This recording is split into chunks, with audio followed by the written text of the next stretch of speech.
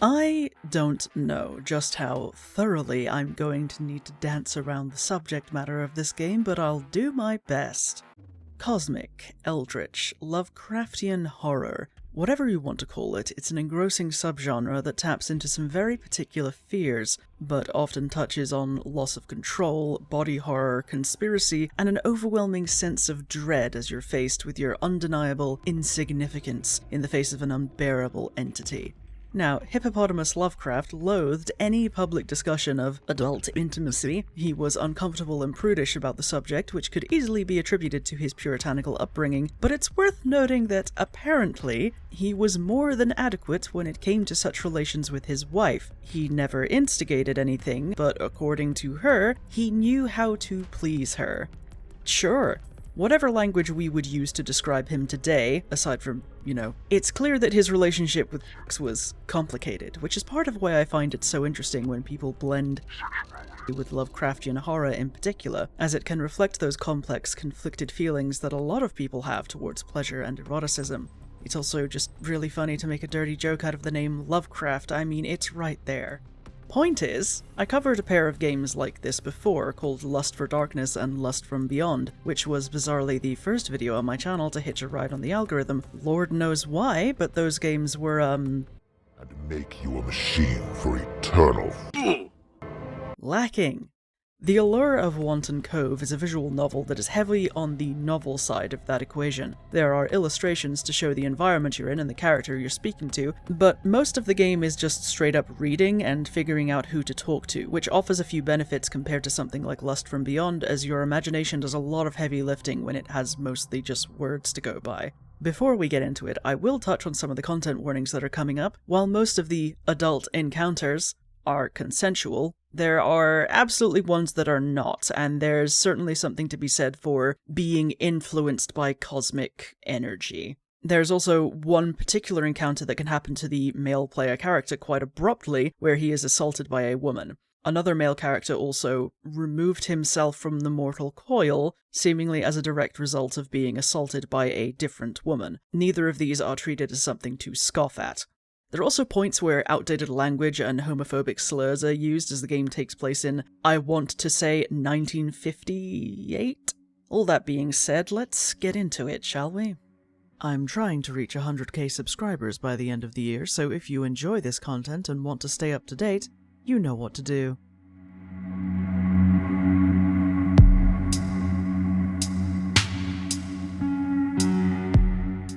Our journey begins with our introduction to the protagonist, a retired detective called John Doe by default, but I decided to call Ashley Gray. For the sake of consistency, I'll just call him John.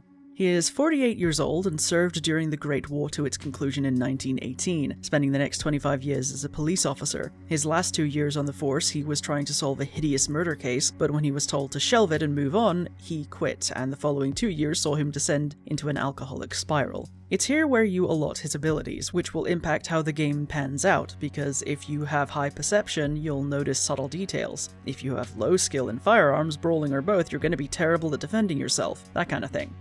John is interrupted at home by his old friend Peter, who is uncharacteristically scared for the life of his son Tom. The boy left to investigate an artifact he'd come across and hasn't been seen or heard from since. He was apparently obsessed with what he'd found, worryingly so, and while he usually checks in once a week, he hasn't contacted his father in a month. Until now. A letter arrived from Tom, nonsensical but in his handwriting, with a return address to a town called Wanton Cove. It's here that we see the case that drove John to his current state of miserable inebriation. It's a dark alley surrounded by pale-faced cops throwing up and shaken by the scene. We come across a trickle, then a stream, then a pool of blood with seemingly only one body to show for it and strange symbols painted on the wall. Who is the victim? That's hard to say, because it seems there were multiple victims cut apart and sewn back together into this violating facsimile of something unearthly. And we're told that the first officer who came across the scene is in the midst of a psychotic break, because the thing was standing when he saw it, and it spoke to him. Something about a place called Wanton Cove. It turns out that Wanton Cove is a little fishing village on an island off the east coast of North America, with rocky beaches, hills, and an extensive forest. Upon arrival, it's clear that this place doesn't get many visitors. What a shock. It's gloomy, quiet, and a little unwelcoming, with one old sailor on the docks who bluntly tells John that he should leave while he has the chance. This is fine. You can find lodging at the only place in town, the barmaid's daughter. Aaron is the owner, and a red-headed girl called Tanya also works there. We pay Aaron for a week's stay and get situated. It's pretty obvious that Aaron doesn't like the fact that we're here, but there's little he can do about it right now. Heading to bed, John experiences an unsettling dream where he's naked in the streets outside the tavern, looking up at the window of his room where a feminine figure can be seen looming over his sleeping body, shadowy tentacles stretching towards him. I'm sure that's nothing. Now, where you go from here is up to you, but the areas you can investigate are the barmaid's daughter, the local tavern, Nadia's store, the general store, obviously, the waterfront where we arrived, the run-down side of town, the nicer side of town, and the fountain park. The two halves of the town have their own paths to other locations, but most of what you'll be doing is navigating from spot to spot, talking to people and trying to trigger certain events or find out more about what the hell is going on. Depending on how you go about things, this can result in different modifiers applying to your character. These are madness. This is essentially John's sanity, how sound of mind he is after seeing horrifying things. Among other things, this causes eyes to bulge out of the otherwise inanimate frame, which I thought was a neat detail. Mutation. Getting levels of this begins to change John into one of the deep ones, 10 levels of which leads to one of the game's endings where you are just one of the creatures now. Depravity. This changes how John reacts to scenes of sexual excess and how eagerly he gets involved, if at all. Taint. This is the more interesting one to me, as this will gradually feminize John until he is physically indistinguishable from a cis woman.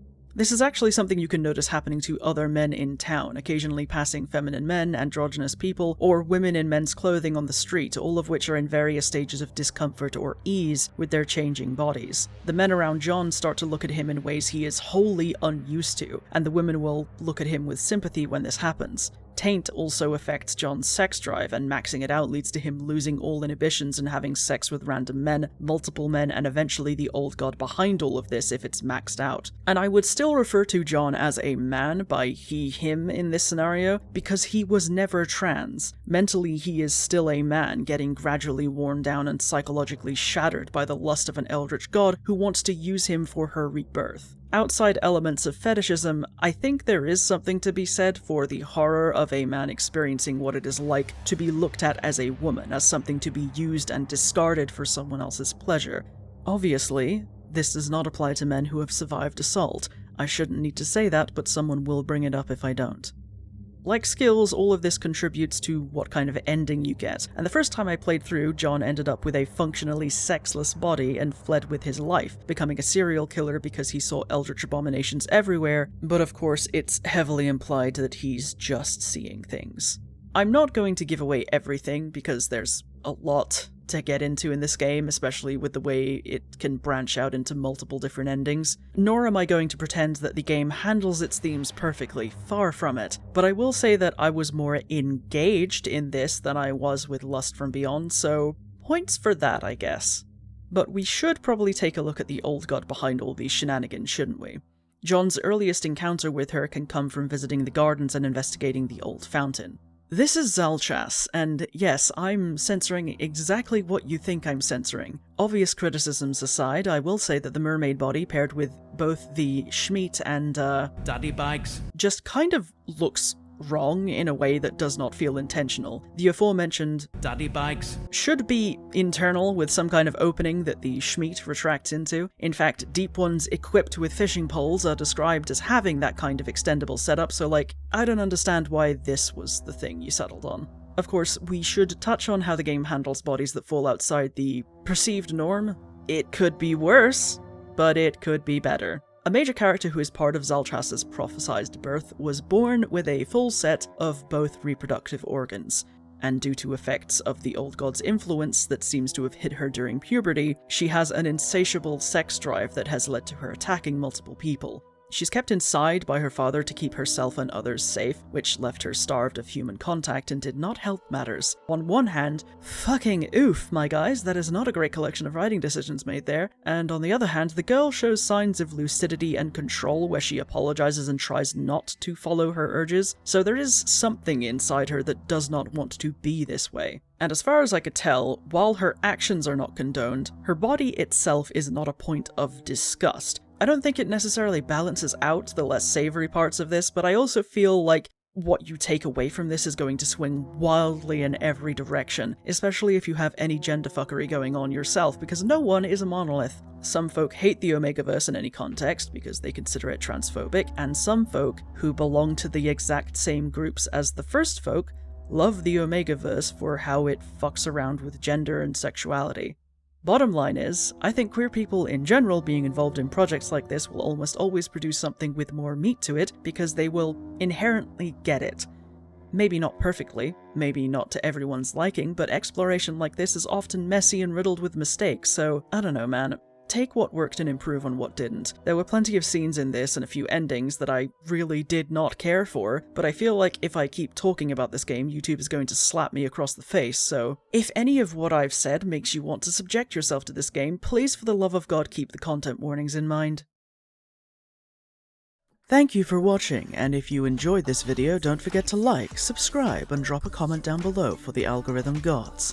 Special shout out to my YouTube members and patrons who are all very handsome people. If you'd also like to be called a very handsome people, you can support what I do here or check out the link in the description. Members and tip jar patrons get their name in the credits, while patrons of the nerd tier will occasionally get behind the scenes content and video teasers. If you enjoy live streaming, I can be found over on Twitch, where I typically stream every Wednesday at 8 PM British time. But for now, don't forget to drink your water, take your medication, be kind to yourselves, and I will see you all next time.